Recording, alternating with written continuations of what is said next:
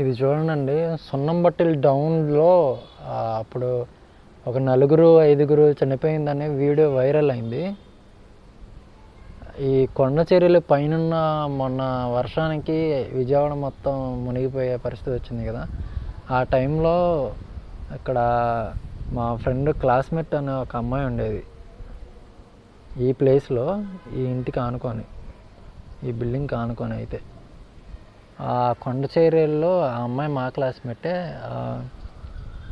ఎంతమంది చనిపోయారంటే ఆ ఫ్యామిలీలో 3 చనిపోయారు. వాళ్ళ మదరు, వాళ్ళ ఫాదరు, ఆ అమ్మాయి, వాళ్ళ ఇద్దరు కూతుర్లు, వాళ్ళ మదరు, వాళ్ళ ఫాదరు, వాళ్ళ ట్విన్స్ అనమాట. ఒక అమ్మాయి చనిపోయింది. అసలు ఈ కొండలు చూడండి ఎలా పడినాయో, ఈ బిల్డింగ్ మొత్తం ఎలా కూలింది అంటే చూడండి.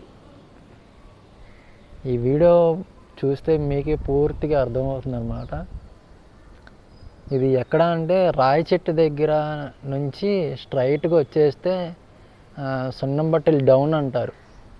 అమ్మ కళ్యాణ మండపం డౌన్కి కొంచెం, అమ్మ కళ్యాణ మండపం నుంచి రోడ్డుకి స్ట్రైట్గా తీసుకుంటే చూడండి, ఇవి మొత్తం ఇదంతా కొట్టేశారు. అప్పుడు కుక్కలేన్లు అన్నీ అంబులెన్స్లో వచ్చి మొత్తం తీసుకెళ్ళారు అన్నమాట వాళ్ళని.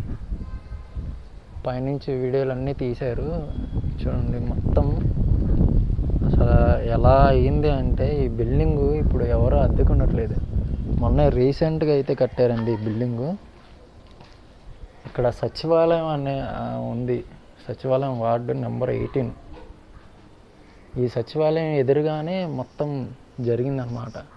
ఆ రోజు నైట్కి నైటే ఈ కొండ చర్యలు మొత్తం విరిగిపోయి పడిపోయినాయి అన్నమాట. అదే అండి. నచ్చితే చూసి సబ్స్క్రైబ్ చేసి లైక్ చేయండి. మరిన్ని వీడియోస్తో మళ్ళీ కలుద్దామండి. Thank you so much.